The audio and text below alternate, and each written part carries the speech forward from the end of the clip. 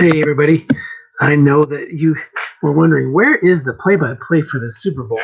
Well, I had to get some things ready for the real Super Bowl, put some stuff in the smoker, and do my prep. So the first three touchdowns were totally silent, but I can give you a recap. We saw what happened.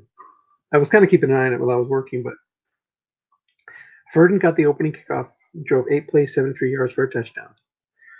Okay, Blue Island got the ball and threw a pick on third down. It was intercepted and gave a short field to Ferdon, which they quickly converted 3 plays, 28 yards into another touchdown. So they led 14-0. But Blue Island said, I ain't done yet. Took the ball over after the kickoff, down 14-0, and drove 9 plays, 75 yards for a touchdown of their own. And now they trail 14-7. They had to convert a couple of fourth downs, I think, or at least one. Look at the box score. Oh no, 0 for 2 on fourth down. On a third down, 1 for 1 on fourth down. So there was that one fourth down conversion, and it is now third down and 9, I believe. Yes, third down and 9. Ferdon with the ball at their own 43. So after Blue Island's touchdown, they were able to force here a third and long. And look at Ryan Tannehill's numbers so far: 11 of 12 for 97 yards and a touchdown. He's been just about perfect. Didn't get any help there on the yak reading on a guest run flat pass. Quick out right to Kelsey, being double covered by the middle linebacker. Oh no, by the free safety. So there you go. That stops it, and that'll be 4th and 9, and they'll punt. So we got ourselves a game here, folks. So let me share out this live broadcast in case anybody else wants to watch. 51-yard punt inside the 10. Will they let it bounce at the 6 or bring it out? They let it bounce and it'll start at the 20. So Blue Island's got a shot here. Ferdinand's the type of team, if you're not careful with that excellent pass defense, you can get yourself in a big hole. So let's go over here to broadcast and get the invite. So they'll take over 1st and 10 at their own 20, down 7 in this. And by the way, this is the SFFDL Super Bowl. Quick out right to McDonald, being correctly double covered. Still going to get 4 as Andrew Luck hones in. Where do I want to share this out?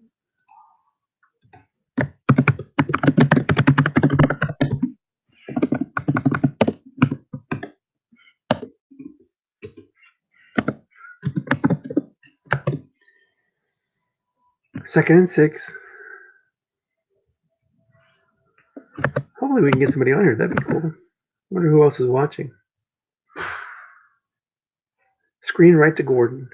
Guessed right, but there's nobody there. Empty zone. And it goes guessed wrong on the receiver card because his coverage guy was part of the blitz package. So it'll be a 12-yard pickup and a first down. It would have been guessed right on Andrew Luck's card. But on a receiver reading, it goes to the guessed wrong column because the player assigned to cover him is out of the play. Same would be true if you used him to double team a wide receiver, for example. And Luck hasn't been so bad himself. We saw Tannehill was 11 of 12. Luck is 7 of 8. 11 12 before that third down incompletion. Screen right to Gordon. It's a pass call. It's a 3-wide formation. He throws right at the 6, gets 5 yards on Gordon's card, and there's an injury. Ferdon's Glover Quinn goes out.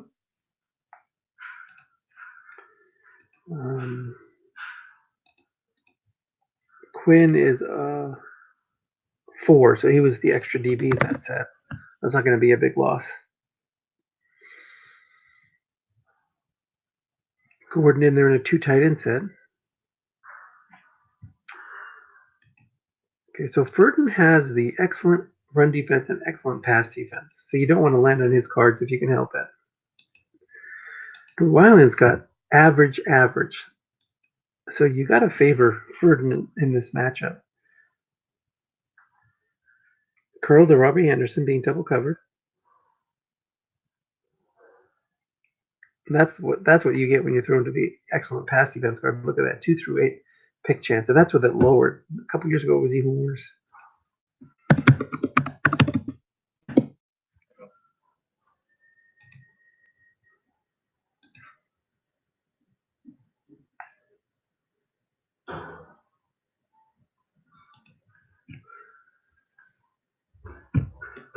Third and 5. You're not exactly in 4-down territory yet because it's still early in the second quarter. But you do not want to fall too far behind that Ferdon team if you can help it. But Brian has done a good job of maintaining his composure, sticking with his game plan. Let's introduce the coaches, by the way. The Ferdon Fighting Otters is coached by Tyke Wright, and he's in his third or fourth Super Bowl. He won one. Let's go check it out real quick. To display off tackle right to Kenyon Drake. Hoping for a brackets reading on the D card. Instead, it's a fumble. It was only a 1-yard gain, but Blue Island's got it back, and they try to advance it, and they fumble it back to Ferdon. That's the danger of trying to advance that 9 plus 3 and a fumble back. Is what happened.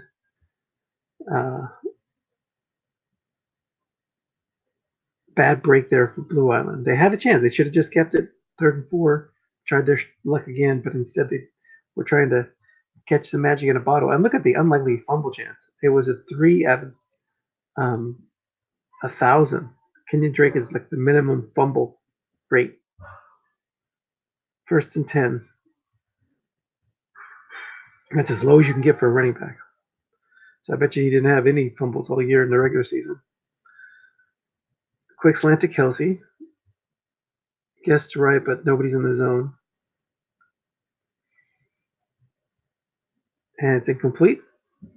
So you're saying, well, why wasn't it guessed wrong? Like, well, the strong safety didn't move. Kelsey's being covered by the strong safety. If he was being covered by a linebacker, like as a second tight end, then it would have been guessed wrong because all the linebackers were on the line of scrimmage. So Tannehill's missed his last 2 passes, 11 of 14. Imperative that Blue Island not give up points here if they can help it. They go to a 4-2-5 showing blitz against the blocking back halfback. Interesting choice. Quick slant to Kelsey. It's a run call, so it's going to be guessed wrong. Linebacker in zone, +1 or +6. So they got the break of Sherrick McManus, the extra DB, coming down there and filling the zone. So it'll be 3rd and 9.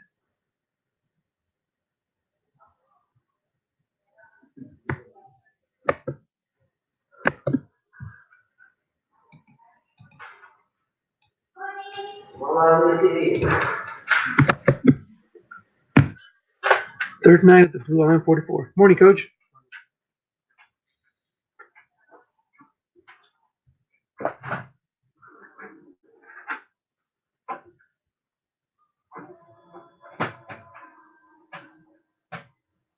Tyke on top of that excellent defenses. He's got 6'7", 6'7", 6'7", 6'7", 6'5". That's like the perfect offensive line. His receivers are Mike Evans, Travis Kelce, Adam Thielen, and Jerron Brown. It's a quick out right to Kelce. Linebacker's still there, but he's a 0. And he's going to lose a yard, so there's their big stand after the fumble by Blue Island.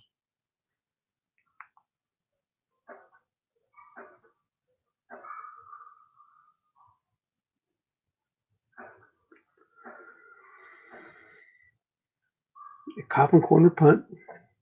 They'll try to pin him deep. And it's pretty good. It's down to the 10. And that's where Blue Island will take over. Kind of averted disaster there. They've turned the ball over twice. They're just down a single score, and they have the ball.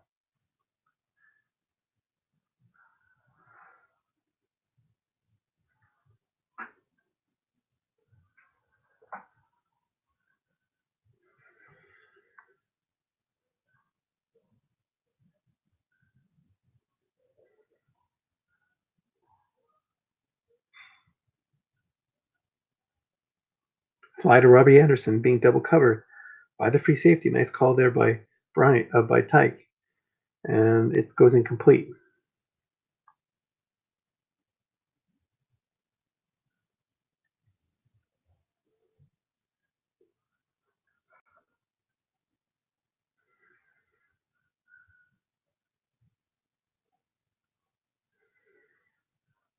Second and 10.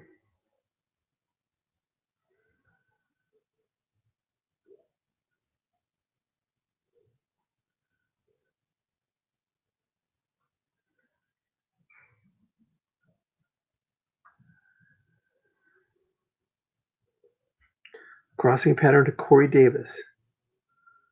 Single covered, defender X or short gain.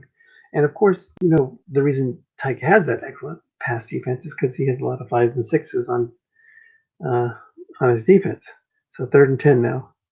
And that was Byron Jones. So he's got Byron Jones, Malcolm Jenkins, who's a 6. Oh, I'm sorry. This is Darius Slade now shifted over here. He's a 5. And Eddie Jackson's a 6. And their extra DB was a 4, but he's out of the game now. So they have to depend on a 0 there. Crossing pattern to Corey Davis covered by 5. Dump off for 8 yards. That'll force a punt. 4th and 2 out to the 18. So they're not quite out of the hole that they dug due to the turnover. They've got to defend another short field.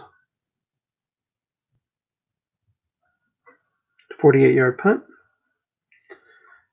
Down to the 36 for 34.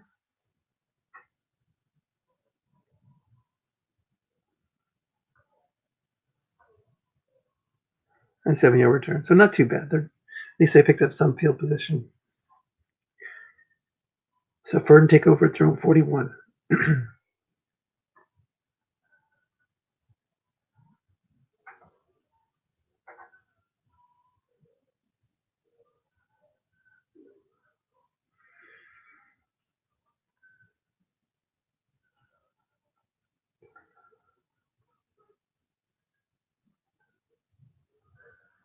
It's a 7-yard pickup. On a flat pass guest right, button hook to Kerryon Johnson. And we have a 2nd and 3 near midfield.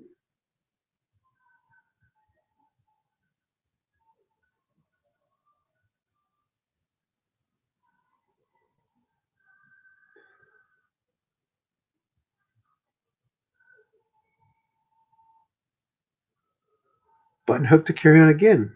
That's a run call this time. So guessed wrong. And it's an 18-yard short gain. And Ferdon's just a few plays away from a field goal chance at least.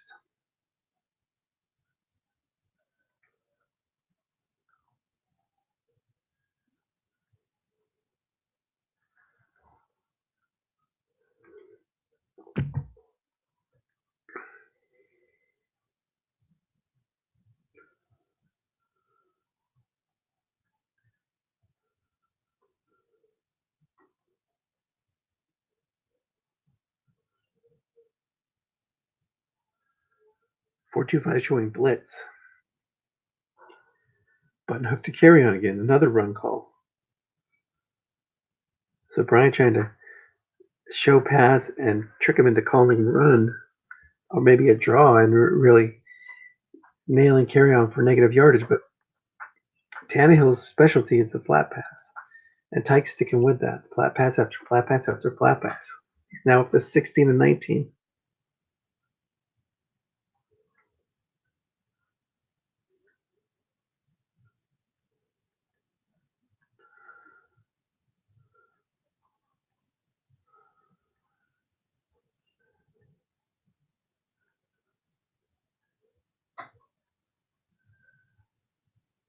Inside run to Kerryon Johnson. Guessed wrong, nobody there. So now he switches it back up.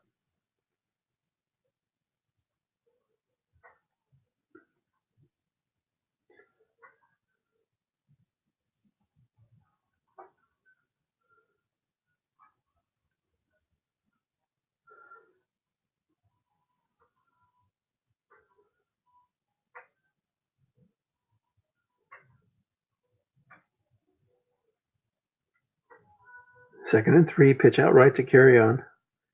Pass call, so it's guess strong. Blocking back, +3 or -3, and that loses 3 yards. Since there is a 0, Christopher Herndon blocking back there has the challenge.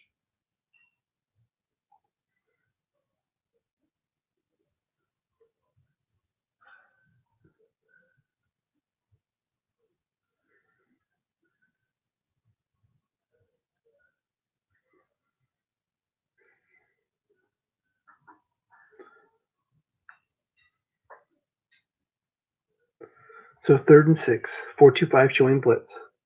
Eckler in the backfield. Eckler got the touchdown pass, one of the touchdown passes earlier in the game. Well, he's caught both.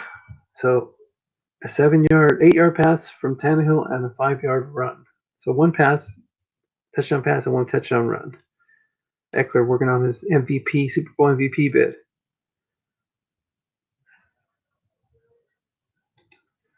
Crossing pattern to Evans. Covered by a 6. Guessed right. But it's going to be a dump off for 14 yards down to the 2-yard line.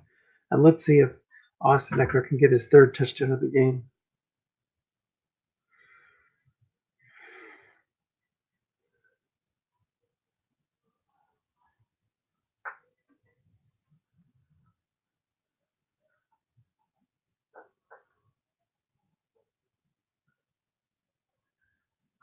Well, he's not going to get a chance, it looks like. It's going to be Kerryon Johnson. Oh, there it is. Switches to the full house. So you got Kerryon, Eckler, and Herndon in the backfield. Look for Eckler up the middle as he tries to build his MVP bid. Now it's inside run to Kerryon. He's going to share the wealth. And blocking back +2 or 0. And Christopher Herndon's 0 is boosted to a 4 thanks to the formation, and it's 21-7. I had a feeling this is going to be like a coronation type game for Ferdon. They have been knocking on the door for several years. They've already won one Super Bowl, but they built some powerhouse teams that have come up short either in the conference finals or in the Super Bowl. Let's take a look at that. We're waiting for this.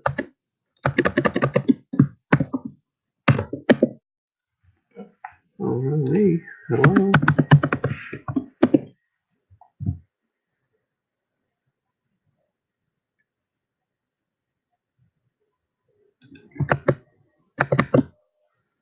Nine yards deep on the kickoff. So Brighton, who is what Ferdon is, he renamed the team. Maybe he should go back to Brighton. But then again, he's gotten some really good success with Ferdon. But they won the Super Bowl. This was Tyke's first year in the league, 24-17, maybe second year. He may have built a little bit, then launched him. Okay. Then the next year, he lost to me in the Super Bowl. Still named Brighton. Then he changed his name, got knocked out in the conference championship somewhere around here. Then lost another Super Bowl to me 3 years ago, as Ferdon, 35-31. And then again last year, 45-34, he lost the Super Bowl to me. And I had average pass defense, or I had average pass defense. I think I had good run defense.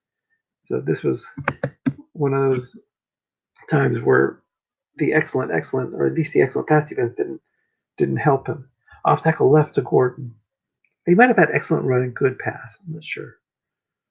We can look at that later. So we had that's a dreaded 5 there, guess wrong, after a 3-yard flat pass from Luck to Tate. That brings up 3rd and 7. But this is the kind of game that can easily get away from you when you have average defense and you're facing a guy with excellent with all those run blockers, all those targets. Like there's no weak spots on Tyke's team.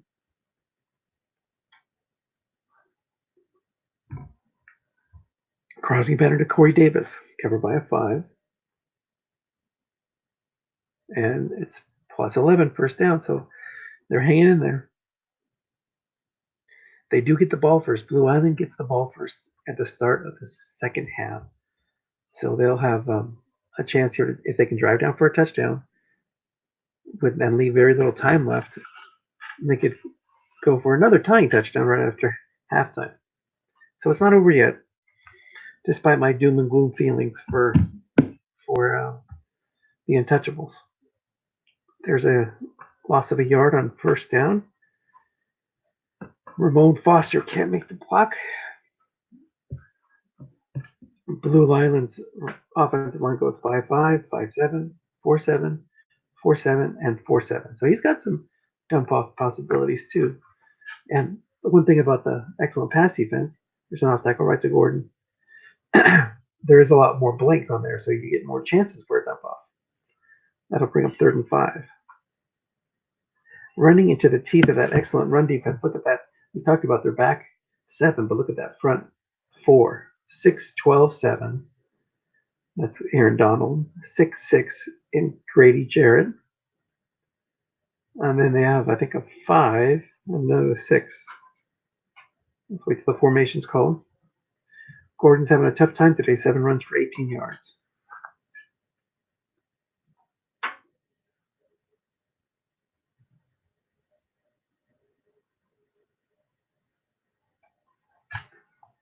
We're not going to see the other, so I don't think there's 2 5s here. The other 5 is Daniel Hunter at the end. Oh, we can look at his computer manager.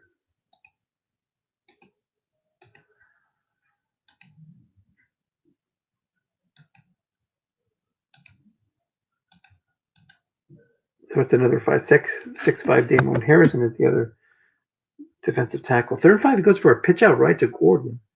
He gets a short gain, but he's going to be stuffed by the containment rule. Olivia Verdon is a 4-5-10. There's no zeros here in containment.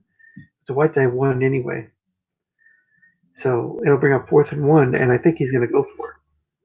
Ferdon calls a timeout, but Blue Island says, that's fine. I'm going for this 4th and 1. Go big or go home.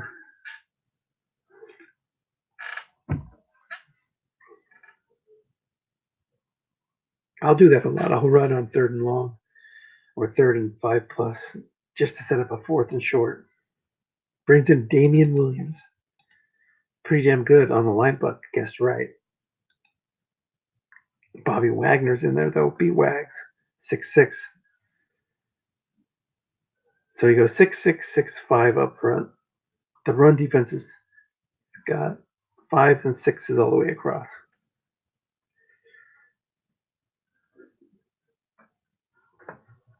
Tackle right to Damian Williams. It's guessed wrong. But the defensive card's going to have a man in zone. The linebacker in zone -1 or +3, and he stuffs him.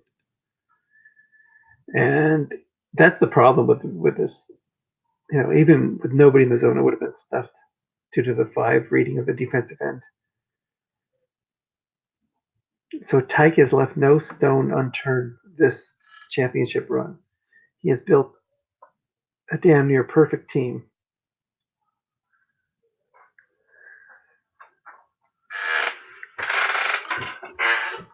And if he takes this in and get a touchdown, he'll go into the half with a 3-touchdown lead. Quick into Herndon. Single cover by a 0. And it's a yak rating modified by 12 yards. So he's not only got the best team in the league, although during the regular season, he gives some shout outs to Mark and his 15-1 Cave Creek War Eagles. They had a great point differential, nearly +300. But their only loss was to Ferdon in the regular season, and they lost to them in the playoffs. I had a 15-1 season too, but I was kind of more fluky. I won a lot of close games, and I only had average pass defense. Hitched to Adam Thielen, and that's another yak reading. This time goes for 9 yards. So he's getting helped out by the rolls. He's got the strongest team.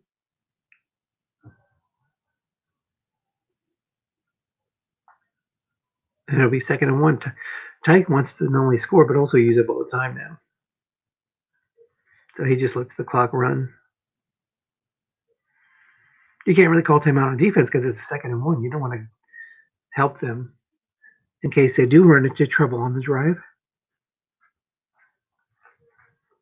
Quick into Herndon. Guessed wrong. Nobody there. 12 yards straight on Tannehill's card. So it'll be 1st and 10 at the 15 with 37 seconds, 45 seconds. What is he going to do? Hurry up or call timeout? I want to go hurry up. Yeah, he calls hurry up just to keep him in that 4-2-5 with nobody in the middle there. He can just keep popping flat passes in there. Although the free safety's got nowhere to go now, so he'll probably be looking. And he is off tackle left to carry on. Guess right. But the defensive tackle can't make the play. Terry posed a 5, but it was a white die 6. So like I said, Tyke's not only got the better team, but he's getting the breaks so far. Now you might go timeout, and he does. 37 seconds left. You can pick up a first down.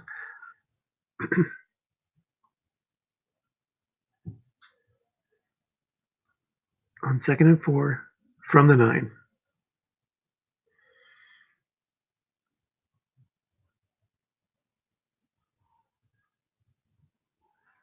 Bryant's desperately looking for a turnover here. Tyke's going to run it. He's not going to give him a chance by throwing the ball. Off tackle right to carry on. Guessed right. Or guessed wrong. Defensive tackle steps it up this time. Fletcher Cox, who's a 6, makes the play for a 1-yard loss. So that'll take it down to 15 seconds. Michael, hurry up. Save that timeout. Go down to 15 seconds with a hurry up and then try to throw it. Since you've now used up enough time and it's 3rd down. So you got to do something.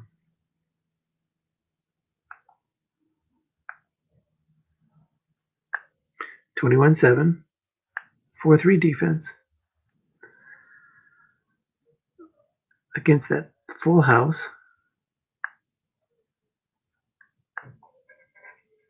Pitch out right to carry on. Guessed wrong. So he doesn't even chance to throw. Blocking back's going to make him lose 3 yards, and there's an injury. And Montravius Adams. He is Montravius Adams. So he'll be forced to go for a field goal. You see that? I thought he was a D lineman. A 0 D lineman. What was he doing in there? Kick is up and good, and it'll be 24-7 at halftime, as he's just going to do an onside kick here to burn the last second.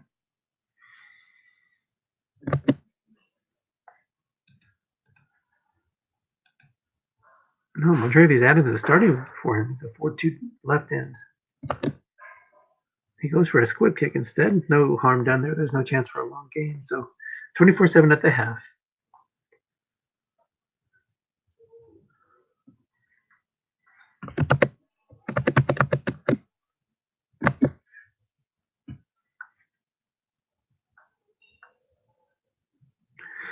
So you have a commanding lead. I have had games though where things fall apart. One time I led 21-3, 24-3 at halftime, and wound up losing a conference championship game where everything just went wrong. I had Peyton Manning as my quarterback then.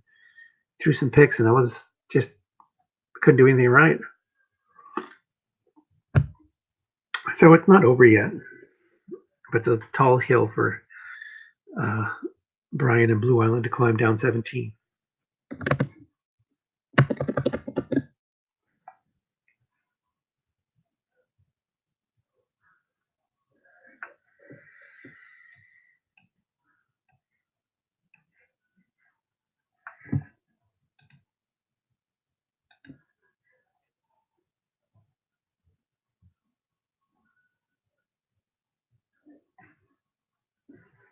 I don't see anybody else online, or at least logged into Slack. They might be online watching without Slack. So let's take a quick perusal down memory lane. So let's count the number of Super Bowls Ferdon's been in then. Ferdon/Bright. I think I was low. So 1, 2, 3, 4. So this is their 5th Super Bowl. They've been in 5 Super Bowls, and he's only been in the league for 1, 2, 3, 4, 5, 6, 7 years. So 5 of the 7 years, Ferdon's been the representative of his conference in the Super Bowl. That's pretty amazing. He's gone 1 and 3 so far. So this will bring it up to 2 and 3 if he's able to hold on here today.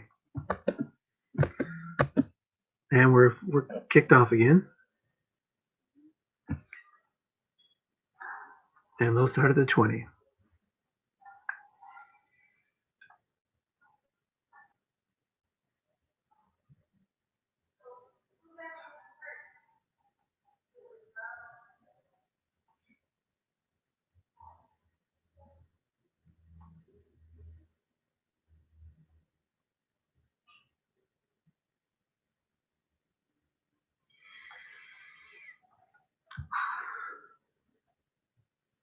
Off tackle right to Melvin Gordon. Guessed wrong. Going to pick up 5. Thanks to Juwan James making the block. So you don't want to panic here and just start throwing a bunch of bombs. So Brian's coming out running the ball. He really needs to start landing on his cards, though. Don't want to spend too much time on Tyke's excellent cards.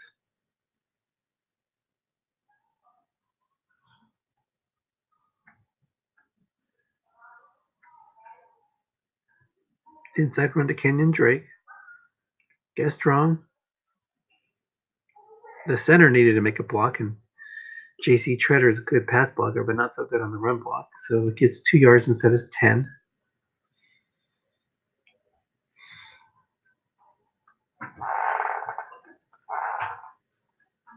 Third and 3.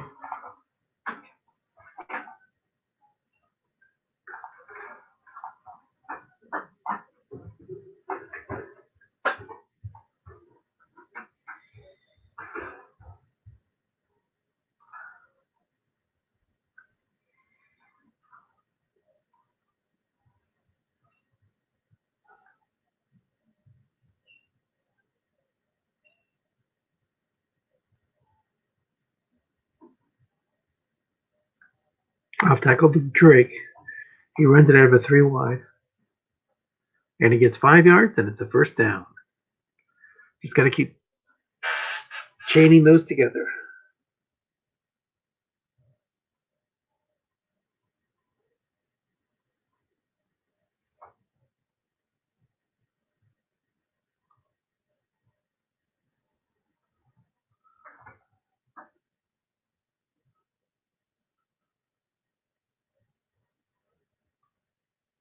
Quick out right to Vance McDonald.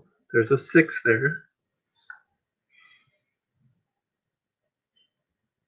It's going to pick up 7 yards on the receiver guard. 2nd and 3. Manageable first downs. That's all you want to keep producing.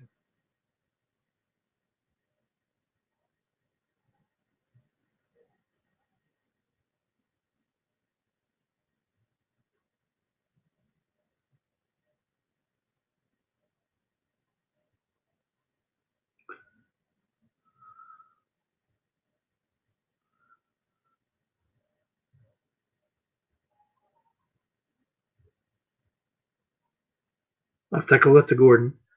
Nobody's there. Guessed wrong, but it's calling for the blocking back, and he loses 2 yards. Puts him back in containment. So just not getting any breaks here on the results. Gordon at a very pedestrian 10 runs for 25 yards.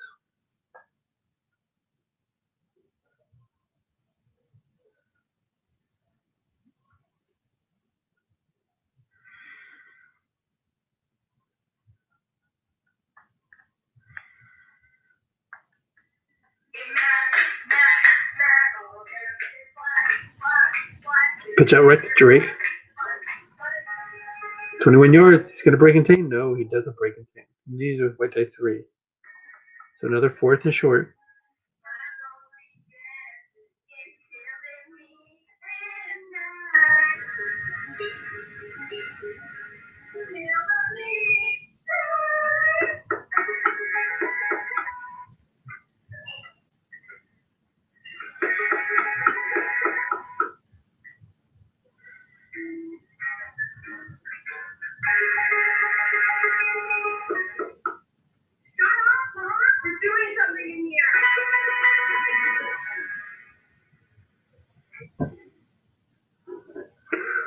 Fourth and 2, Drake's back in there. He picked up the last 4th and short. with a run. This time it's a curl to Tate. He's single covered by a 5. And he gets a dump off, and it's 4 yards. First down. 5 yards, excuse me. So, if anything, Blue Island's making it interesting. 2 or 3 on first down, or fourth down so far. The ball out to the 50, but it's been a struggle to get this far. I'll tackle left to Gordon. Guessed wrong. Nobody's in the zone. Finally, he gets a roll on the halfback's card. That takes it down to the 41, 2nd and 1.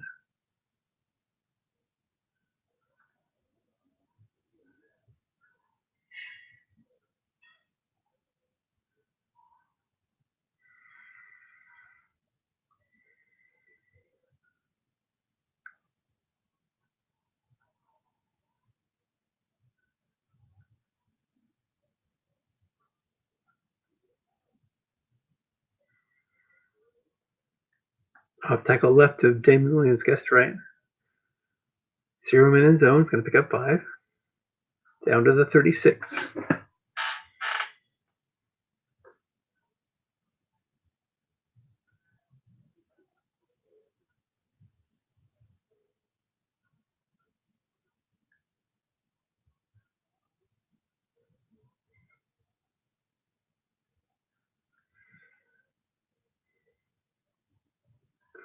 Screen right to Gordon.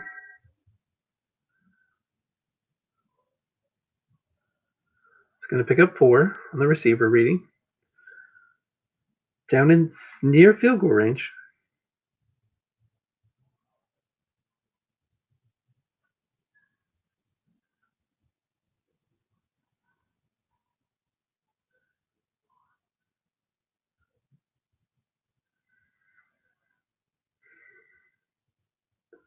Gordon back there again. Off tackle right, guessed wrong. Looking for that plus 20. Instead, he loses a yard. 3rd and 7. Stay off the D card. Dangerous. Danger.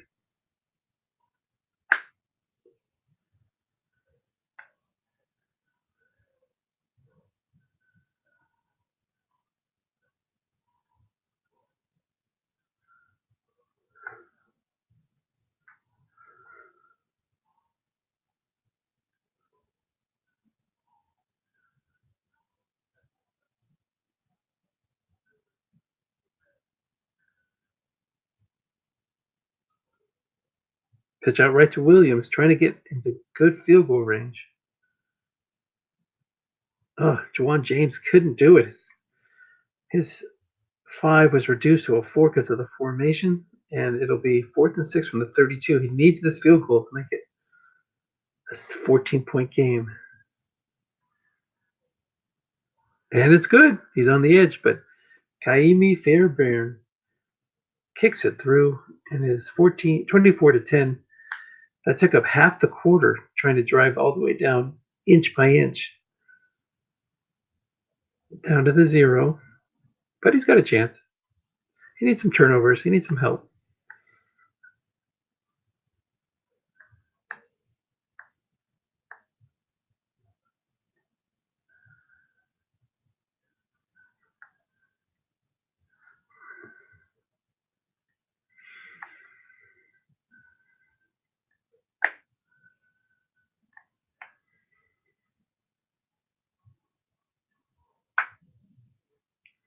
So here we go, 4-2-5.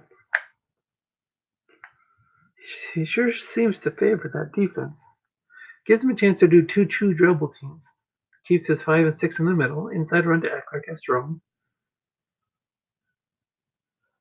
Only 2 yards on the linebacker. It'll be 2nd and 8.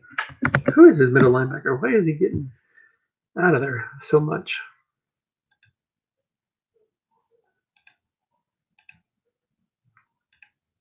Anthony Walker, 4-4-4.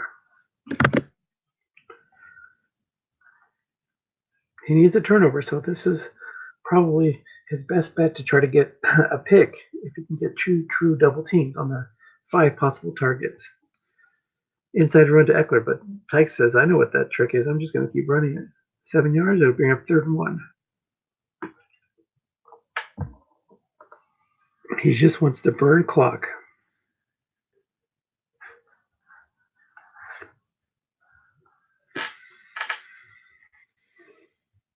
Now he goes to the 4-3. It's a lot of targets to shoot from on a flat pass. That's a problem.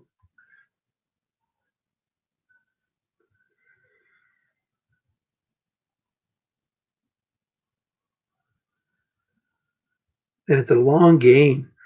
Curl to Adam Thielen being double covered, but it was a jump off. And it goes to Travis Kelce, who just basically crushes the hope of the Blue Island faithful. Ouch, says Brian, and that was a killer. He had the correct double team. He had a pass rush chance of 24%, but it was a random 25. If he had just brought one more blitzer, one more linebacker to the line of scrimmage, that would have been. He had 0 linebackers. If he just would have brought one of them, that would have been a sack on that short pass chance.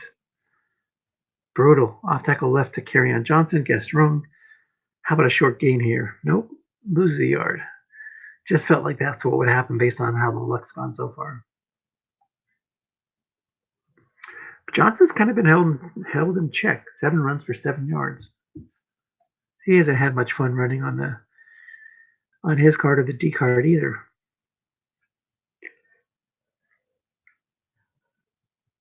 Curl to Thielen. Single covered. Guessed right.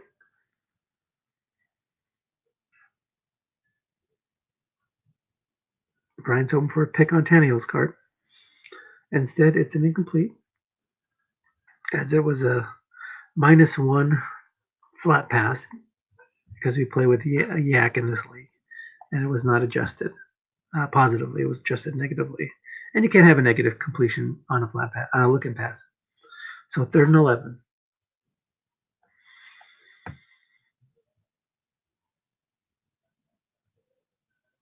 It's tough to get sacks against that all 7 line, except for that one tackle at the 5. Crossing better to Evans, single covered. It's a must run for Tannehill, 10 yards. It'll be 4. Oh, it's a fumble, but it's recovered by Ferdon. So even when Blue Island kind of gets a break, they don't get a break, and they just pick it up and go over the top. You always should advance a fumble when you're at the 3-yard line or in, and it's Alex Mack gets the touchdown. Runs it in from 2 yards out, and it'll be 31-10, just like that. This is a game, set, and match here for Ferdon, as they've got such a strong team. 3-touchdown lead. A comeback is possible, but it ain't going to happen. I don't see it. Oh, look at that fumble on the kickoff. But at least he gets it back. Just everything that can go wrong has gone wrong for Blue Island today. Might as well advance it and see if you can get a long game. What the heck? Nope, he says no. I'm good. He's going to take his chances on another long drive.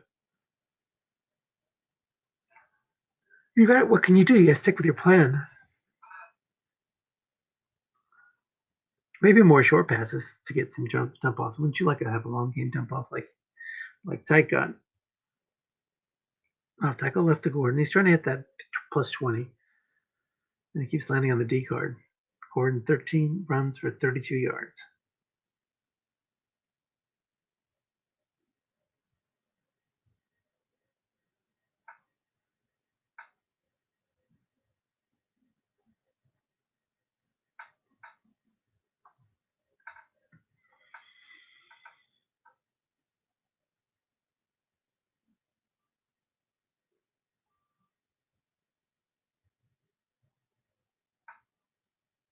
Incomplete on the slant to McDonald, guessed right. No dump off there. That would have been a dump off candidate. It would have been a D on the black die.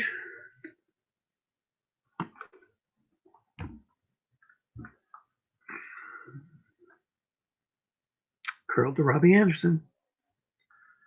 Time to chuck it up there, see what you can get. Must run for 7. That'll be 4th and 4. And will Blue Island punt, or will they go for it?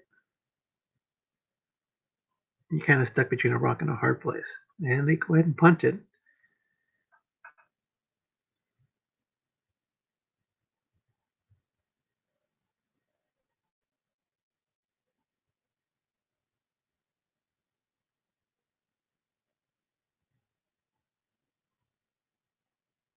And Tyke says, I'm not taking any chances. I'm just going to let this one roll. He knows he's on the verge of his second Super Bowl championship.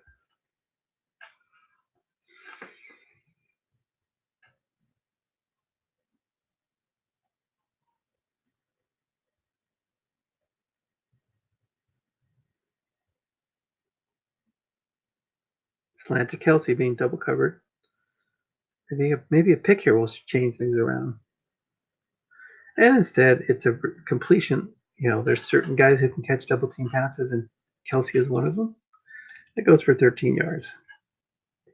So Brian's making some good calls. He's just not having very much luck on the dice.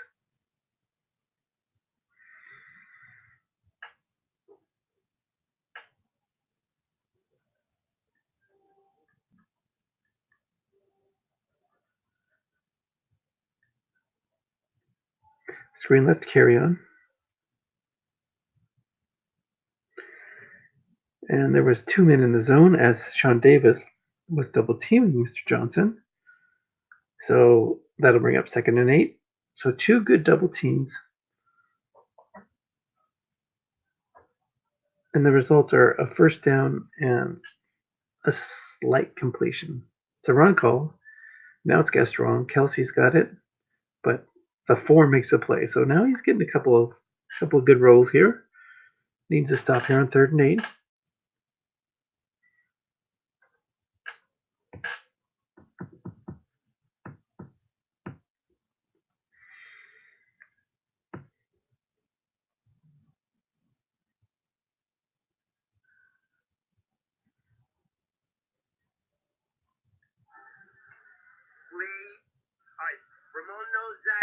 Bomb to Mike Evans. Incomplete. In Mexico, and I decided to play in Panama. Became an outside linebacker, and all the teams that I played, I always was fighting to have the 54. This is me and my dad on my first championship in Panama, 2006. 54, Panama. This is me. Look at all those Zach Thomas pictures on your phone. Yeah. And I started looking like, wow, all the teams that I have ever played, I always use the 64. This is me in college, 54. This is me, 54. My first Dolphin game, 54. Today I decided to take a picture here. Oh yeah, football leave. You know what leave is? It's 54 in Romans. Super Bowl 54. My dad gave me this. Let me see the name on the back. Turn around. My dad gave me this years ago, and now it's Super Bowl 50. Now it's Super Bowl 54. I'm in Miami, and I decided to move to Miami 6 years ago. And now what you need is Zach Thomas to walk in the door. Ramon, I would cry. A couple of runs there gets another first down as I entertain myself with a nice little Super Bowl story there on Twitter.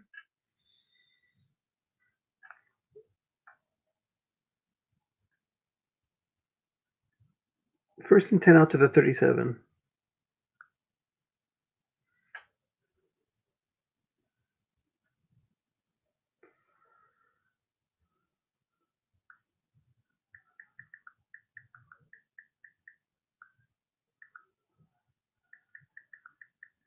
Seven-yard pickup guessed wrong. 2nd and 3.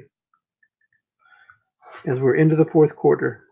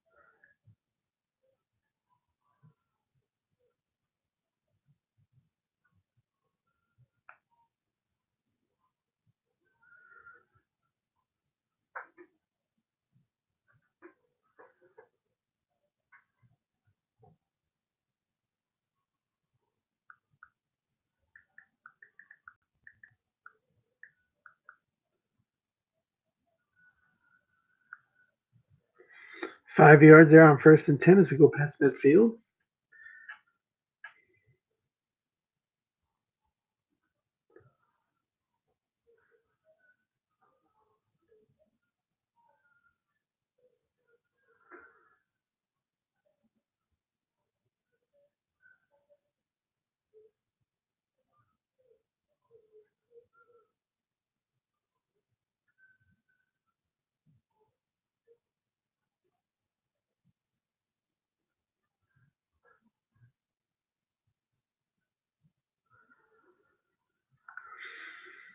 Again, the D cards bite him. Defensive tackle -1 or +22.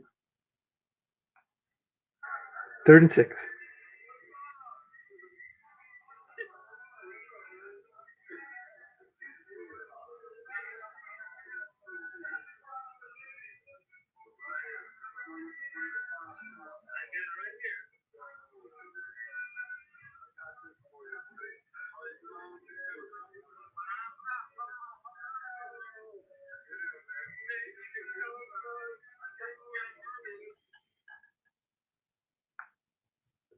Quick out right to McDonald. He needs a yak adjustment, and he gets it. 1st down to the 39-yard line.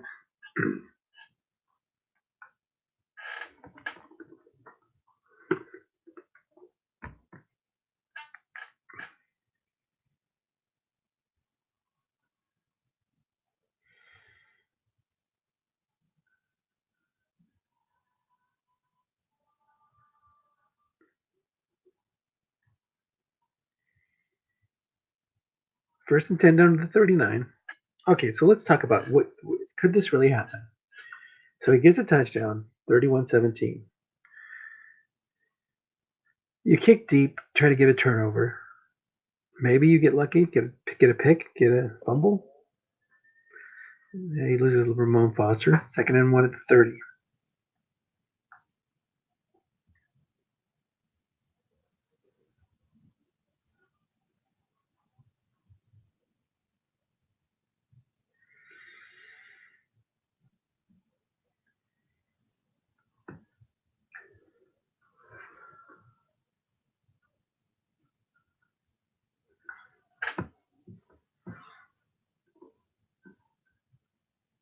Deep to Drake, and he's going to get sacked. So the dream ends there. It's 3rd and 12 now. Grady Jarrett goes up against the replacement for the injured guard that just went out, Ramon Foster. He would normally be a 7 there. 7 against a 7, maybe there would have been a chance. Maybe it would have been a sack anyway because it was a random one. But you lose one of your best pass blockers, and right away his replacement gets tested and fails. Screen right to Gordon, hoping for a good yak adjustment here. He only gets 5. It'll be 4th and 7. No sense in punting or trying a long field goal. He needs a touchdown.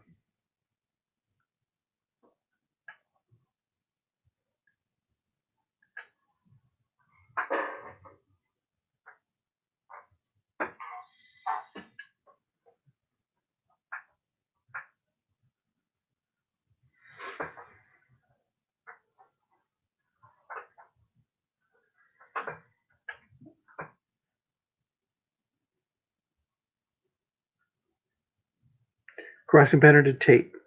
Oh, he gets a 1st down. He ain't done yet. That was huge.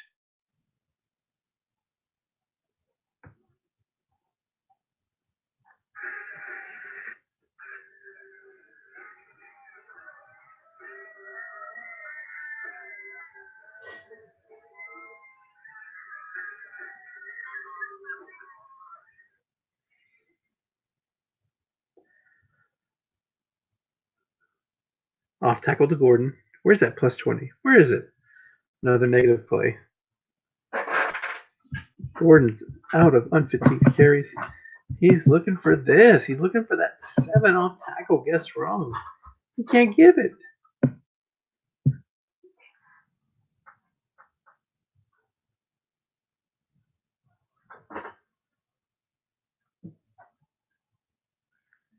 Third and 12, 2nd and 12. Crossing pattern to Corey Davis. Incomplete. 3rd and 12. And it makes it so hard to move the ball that the time just keeps disappearing.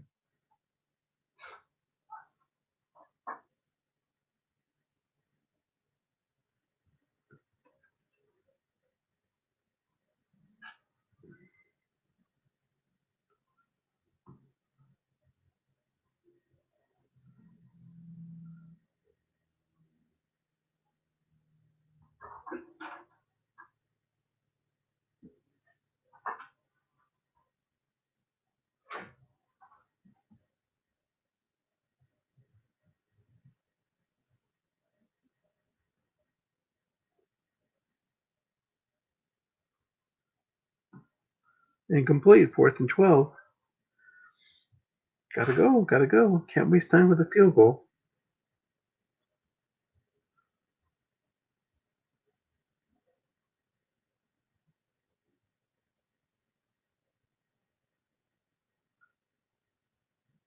He tries a field goal and he misses it. Ay, ay, ay. Nothing's going right for Blue Island. It's all Ferdon today, boys.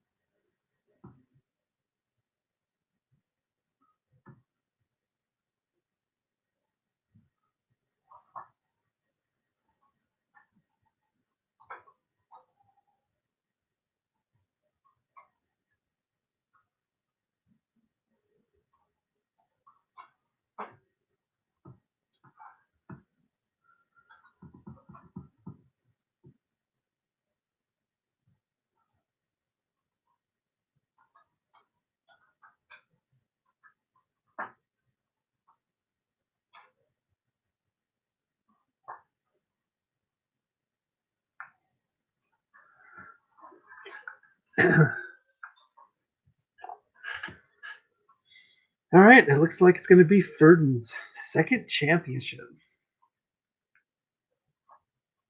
The first as the Fighting Otters. Previous time was as the River Dogs.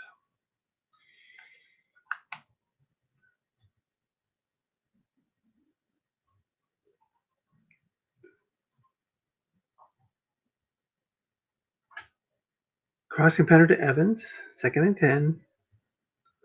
12-yard pickup.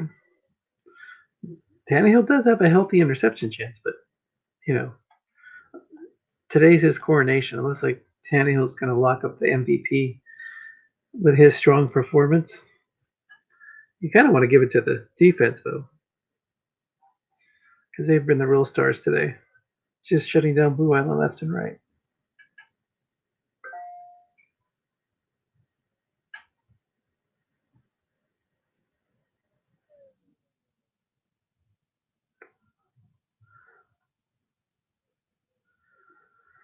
Twelve-yard pickup against the run call. Another first down. Tannehill's inching closer to 300 yards.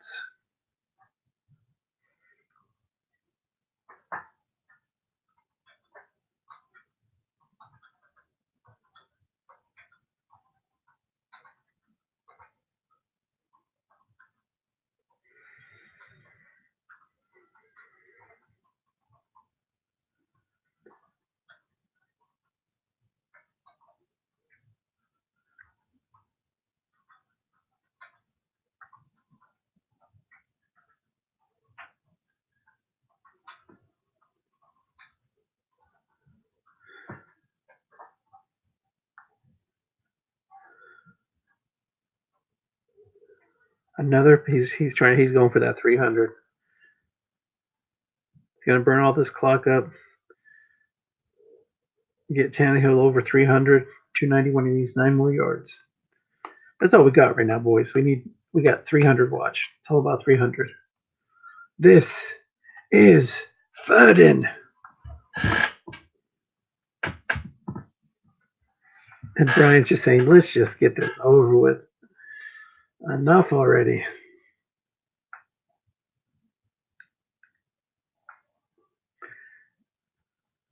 It's a 5-yard run on first down. Come on now, you gotta get 9 yards. You need a pass. You need one more pass here. Throw a flat pass to one of your good yak guys. A little flatty to carry on. Nope, he's saying, you know what, I'm gonna be nice. I'm just gonna run it. But it's third down now. You gotta get that 9 yards. You gotta get him over 300.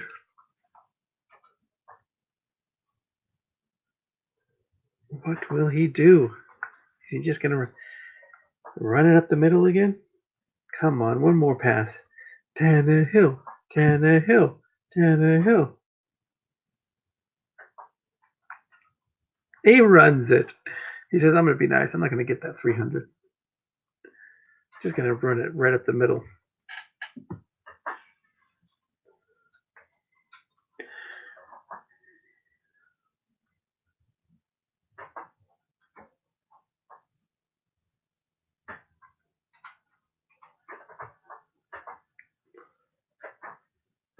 And Tannehill takes it, and there you go. He could get his 300, but he got his quarterback sneak for a touchdown. 38-10 as his teammates mob him. Ferdon's going crazy.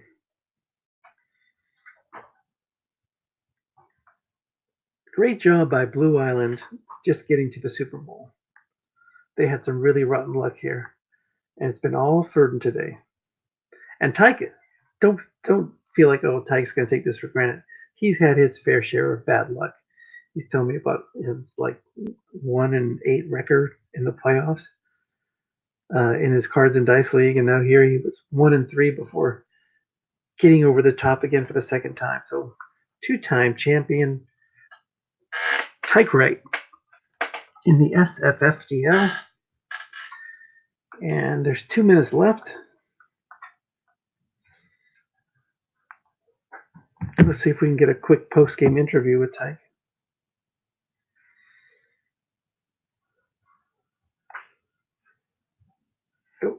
I would have liked, as a broadcaster, for it to be a more exciting game, but as a coach, you really are happy when you have a great team and everything just goes right.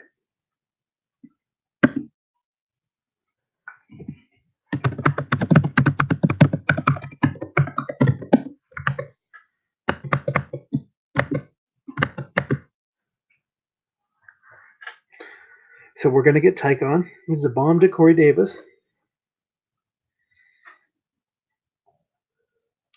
Receiver reading incomplete.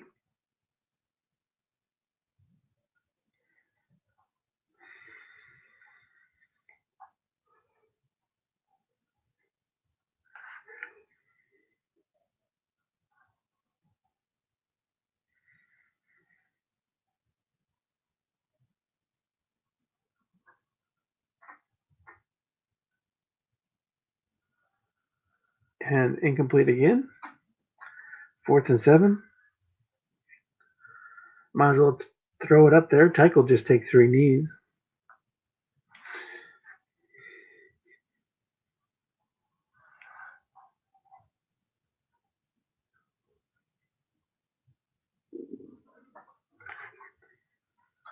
It's incomplete, and now we'll see Tannehill come out and knee it out.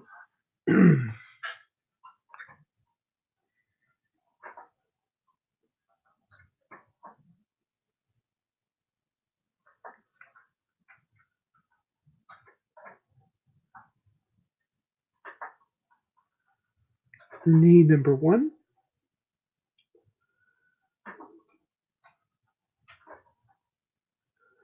So Tannehill falls 9 yards short of that magic 300 mark. But who cares? Who really cares? When you're looking at the Super Bowl numbers, are you really caring who got 300 yards? I was just trying to find something to make the end of the game more exciting, but this is Tyke's day. Put together a great team. Traded away, I think, Todd Gurley to his fiercest competitor, Mark Long. Didn't miss him at all. Kerryon Johnson, who's Tyke's from Michigan. That's his hometown guy. Brian says congrats. That's the end of the game.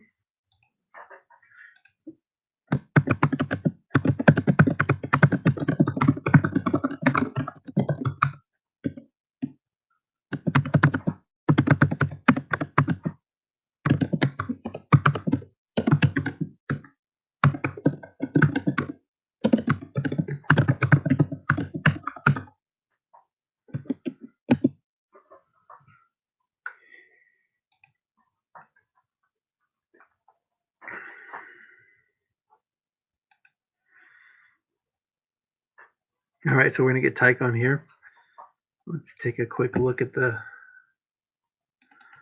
statistics for the year. So Tyke also used a little Cody Kessler and some Jeff Driscoll during the year, just to watch his usage. Eckler and Johnson were the main 1-2 punch. Josh Adams was there too. He didn't even get any carries. That's another great card. He was there just in case there was injuries. Still has David Johnson. He's got great receivers, great targets. That's going to have good cards for many years to come. So just a fantastic year for Tyke. He did lose 3 games in the regular season. One of those was to Escondido, one to me, Tokyo, and one to Blue Island. So Blue Island had beaten Ferdon during the regular season, but it wasn't to be in this game. This was all for just a dominant game. Blue Island came from a wild card spot with luck. Let's look at the spreadsheet since we have a second.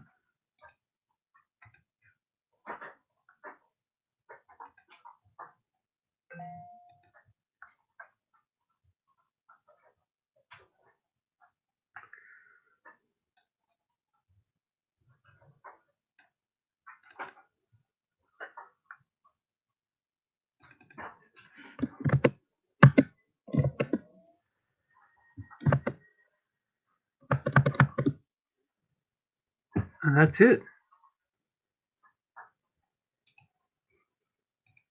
Let's see if Tyke comes on here. Where's my spreadsheet? So let's look at the trades this year. Tyke mentioned Blue Island. Traded for luck.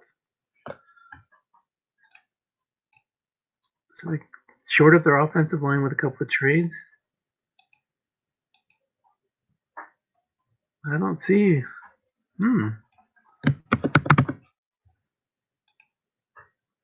Oh, so he has it. So he traded their number 1 next year to Acme for Andrew Luck. It took him to the Super Bowl, so you can't really second guess that one. Still waiting for Tyke. Let's look at Tyke's trades. He always makes a ton of trades.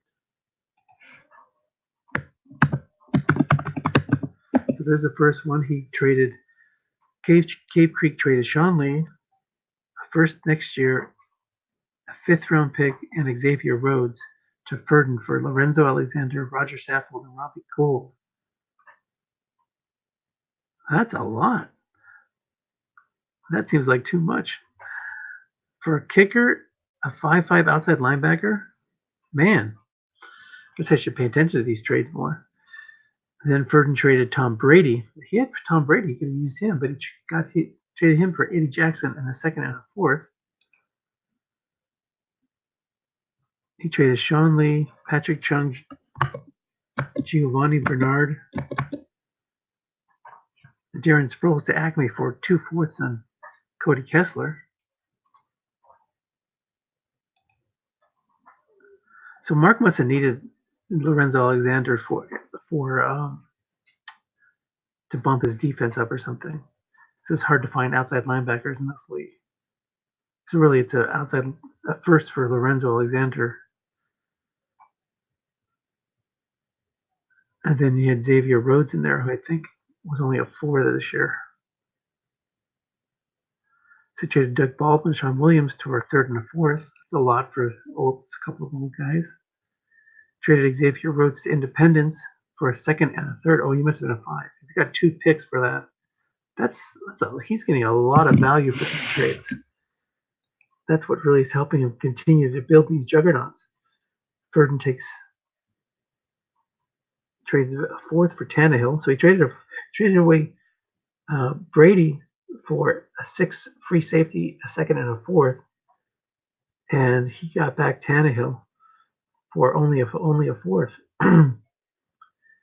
Trades away Chris Harris, a 1st round pick, a 2nd round pick, to Delta for Malcolm Jenkins and a number 1 pick.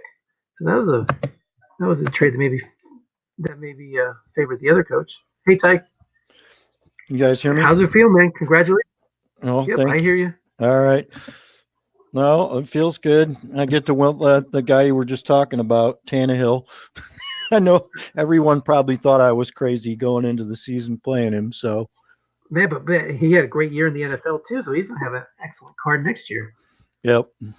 Yeah, I was looking at some of the past trades that you made, um, trying to figure out how you put together these juggernauts, and you just get good value every time. So, well, but first, before we go into that, why don't you detail, because I kind of mentioned it, detail some of the heartbreak you've had in your cards and dice league, where you feel cursed when you get into the Super Bowl. Oh, well, I always seem to lose the turnover battle, and this year I managed to win the turnover battle, which helps. The first time I played Brian, I lost. Earlier this year, I turned it over 3 times. I had 3 picks. So, we looked at that one, 13-10, a close game. Yeah, I think I turned it over 3 times in his end on that game, and this game, I'd been watching him play that 4-2-5. So I came in with a game plan against it, and it worked. So, heck yeah! But no, I'm talking about your cards and dice league. How you always felt like you'd come up short in the Super Bowl. I want to know about that. I want the viewers to know. I feel like I always fumble it at the wrong time or throw a turnover at the wrong time or something like that. I've been in so many bowls in my other league. I think I was 1-7 in bowls. Now I'm 2-3 in this league. Nice. So 1-7 in the face-to-face cards and dice league Super Bowls. Yep. Did you ever have a juggernaut like this team? Oh yeah. No, I mean, I always tended to have good teams, and but this year I guess the fun part was playing with Tannehill and Kessler a little bit. I didn't have Brady this year, so let's go over these trades here, because I'd started looking at them. So the first trade, you got a landfill for Lorenzo Alexander, Roger Saffold, and Robbie Gould. So that trade was with one of your biggest competitors, Mark. You got a first-round pick, you got a 5 cornerback who you later traded off, and for a guy who's only going to play one more year and a guard. So obviously, I think Mark was trying to get a better D card. Is that right? Yes, he was. It's hard to find outside linebackers in this set. So right. The 5 pass for Alexander was the huge part of that deal. Yeah. And then you traded away Brady with a championship roster because you were getting good value for him. You got a 6 free safety who's young, a 2nd and a 4th for an older quarterback. Yeah, and it ended up being a lot harder I filled the Tannehill void very late in the trading game. I kept trying to get Trubisky, honestly. He was the guy that I wanted, and Jody wasn't coughing him up. I made a lot of offers. I almost made a trade for Wentz, but we could never come up with the deal. So when I got rid of Brady, I fully expected to be getting another quarterback, and it just never materialized. And then I figured maybe at the trade deadline I'd pick somebody up, right, or something of that nature. But because after Brady was gone, the first quarterback you traded for was Kessler. We traded away Sean. Yeah, and he was just a body. I knew that I could play him and that I'd probably win games just because I had a great defense and all of those things. So, and at the time, I still had Gurley. So somewhere down in there, I traded Gurley to Mark as well. Right. And it was basically a swap of Gurley and Kerryon Johnson in a lot of ways. So nice. So you're very good at this, getting guys who are on the tail end of their career and getting something for them. You got a 3rd and a 4th for Baldwin and Sean Williams, and then you got a 2nd and a 3rd for Xavier Rhodes, and he had a terrible year this year. So you got out like buy low, sell high. That seems to be working for you. And then here's the trade for Tannehill. You traded away a 4th for Tannehill, and at the time, Beach City had another quarterback, so they didn't really mind giving it Tannehill, who was benched in Tennessee. Did you expect him to get a shot at the starting job in Tennessee? I don't like Mariota very much, and thought maybe he would have an outside chance. But honestly, the trade was more about a guy that I thought was playable than a hope that he was going to play. I mean, I never anticipated that he was going to go out and play like he did in Tennessee this year.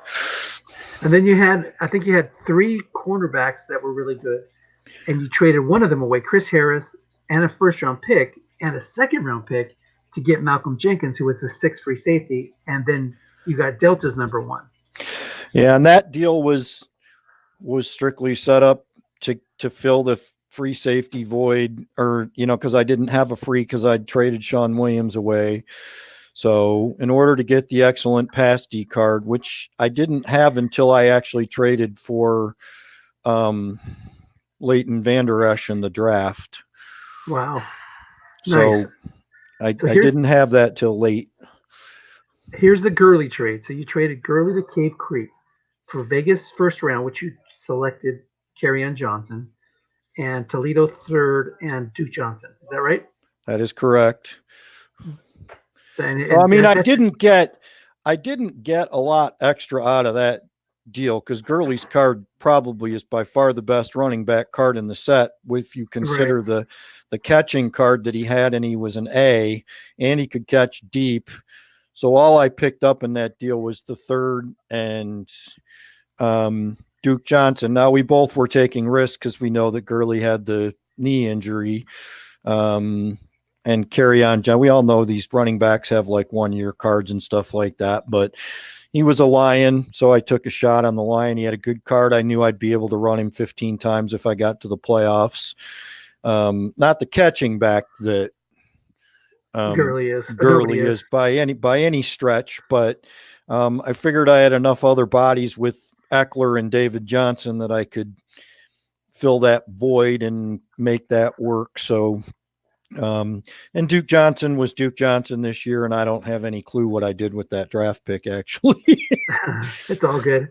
And then you got you redid your linebackers, sending off Blake Martinez, Arakpo in a third to shore up your receivers with Adam Thielen in a fourth, and Glover Quinn, who went out injured today, but he wasn't a big part of your plan anyway. No. And that deal was just strictly getting another body because at the time I had John Brown, and I just felt like, Blake Martinez was a young enough guy in a 55 middle. I felt like he was a pretty important piece. We both struggled with that deal quite a bit, but he had absolutely nobody at middle. And as you said, those 5 pass guys. So I felt like the wide receiver is way easier to get than the middle linebacker. So we made it through that deal when I got Thielen. And then the last 2, you were short up the middle of your offensive line and your defensive line. You got a Snacks Harrison for Ashawn Robinson and Teddy Bridgewater. So Ashawn was a 5, and you got up to a 6 at the defensive tackle, which probably pushed you to excellent run defense. Yeah, that was just being greedy, frankly. I think I had and Snacks had a terrible year. They're probably both going to be 4s next year. I mean, he gets the age factor there, of course, with Ashawn being younger.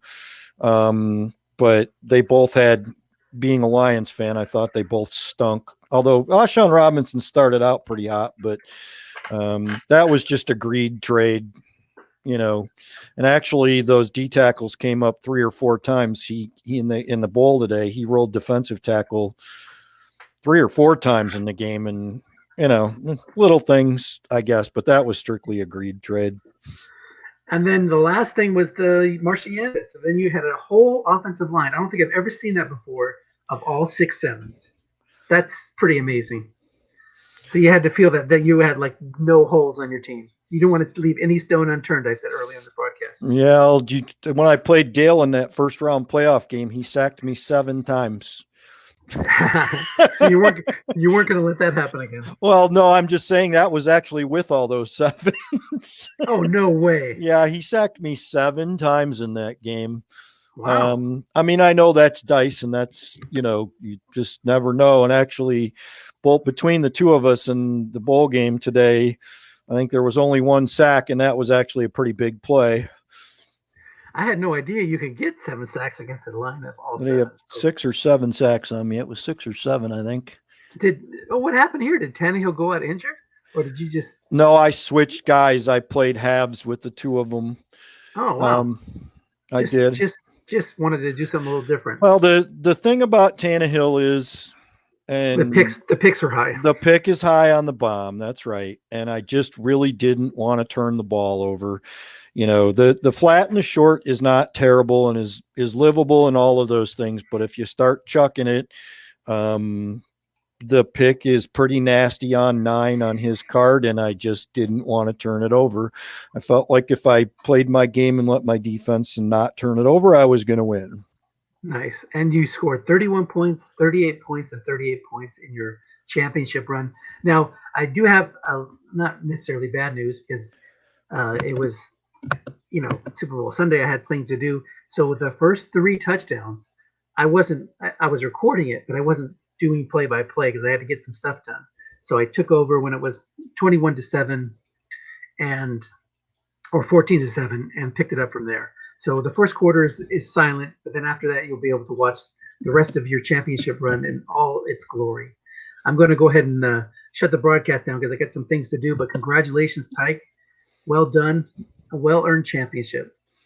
All right. Thank you, everybody. Good luck next year. And guys, Tyke does so much work for this league with the spreadsheet. He really helped me out this year, so thank you for that as well. And I think this was the first year ever that we had like less than 100 trades. So yeah, maybe it'll be true. Maybe we're slowing down a little bit. No, I guess last year was 80. But there were years where we were pushing 98, 100 and something trades. So that's a lot of work to track in the spreadsheet. All right, I'm off. All right. Happy Super Bowl, everybody. Yeah, who are you rooting for? Let's get your Super Bowl pick. Well, I think San Francisco is going to win, but I'll probably be rooting for Kansas City. That's kind of where I'm at too. I think San Francisco's D-line will be able to get some pressure on Mahomes and without blitzing and be able to cover and bracket. I think the better defense will win. Yeah, I'm hoping that it's just a special day for Mahomes and he's able to overcome all that. But we'll see what happens. Go Chiefs. I hate the 49ers. All right, take care. All right, bye. Bye.